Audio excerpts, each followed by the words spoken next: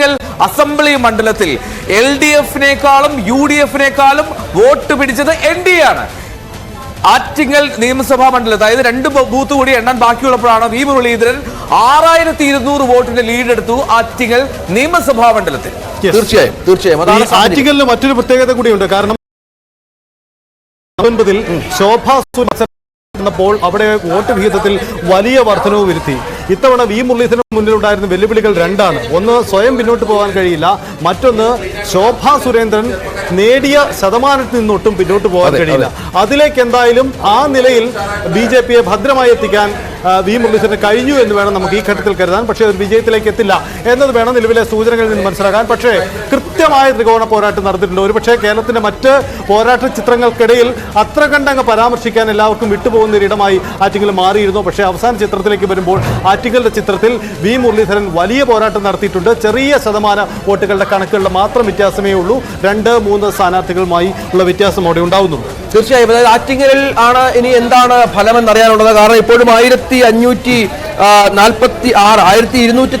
വോട്ടുകളുടെ ലീഡ് മാത്രമാണ് അവിടെ ജോയിക്ക് ഉള്ളത്. ഒരു കാര്യം തിരുവനന്തപുരത്ത് ശശി തരൂർ ജയം ഉറപ്പിച്ചു. 10,000 വോട്ടുകൾ മാത്രമാണ് ഇനി ഉണ്ടാകുന്നത്. ശശി തരൂർ തിരുവനന്തപുരം പിടിച്ചെടുത്തു. തലസ്ഥാനത്ത് വിശ്വരൂപം കാട്ടി തലസ്ഥാനം അത് ശശി തരൂരിന് സ്വന്തമാവുകയാണ്. ഒരിക്കൽ കൂടി തിരുവനന്തപുരം പിടിക്കാനായില്ല. ശശി തരൂർ അവിടെ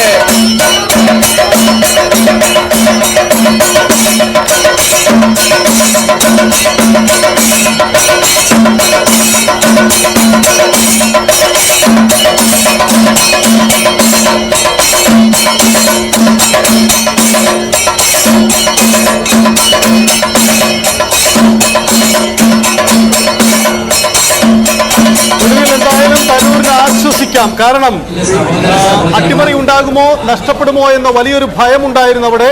അതിൽ നിന്ന് തരൂരിന് ആശ്വസിക്കാം.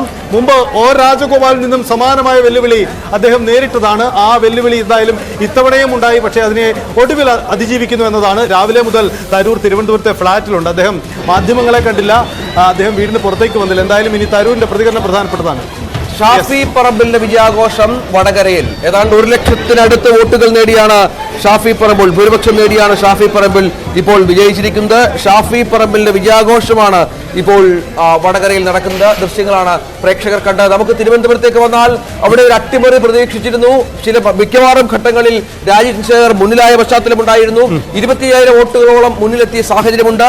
ഏതാണ്ട് വിജയത്തിലേക്ക് പോകുന്നു എന്ന് പറഞ്ഞപ്പോഴാണ്, അത്തരത്തിൽ കാര്യങ്ങൾ വന്നപ്പോഴാണ് കോൺഗ്രസിന്റെ സ്ട്രോങ് ഹോൾഡായുള്ള മണ്ഡലങ്ങൾ എണ്ണുന്ന ബൂത്തുകൾ എണ്ണുന്ന പശ്ചാത്തലമുണ്ടായത്. അവിടെ ആ തരത്തിൽ ശശി തരൂർ വിജയം ഉറപ്പിക്കുകയായിരുന്നു. 10,000-ഓളം മാത്രം വോട്ടുകൾ എണ്ണാൻ ബാക്കിയുള്ളപ്പോൾ 15,000-ൽ പരം വോട്ടുകൾക്ക് ഇപ്പോൾ തരൂർ ലീഡ് ചെയ്യും.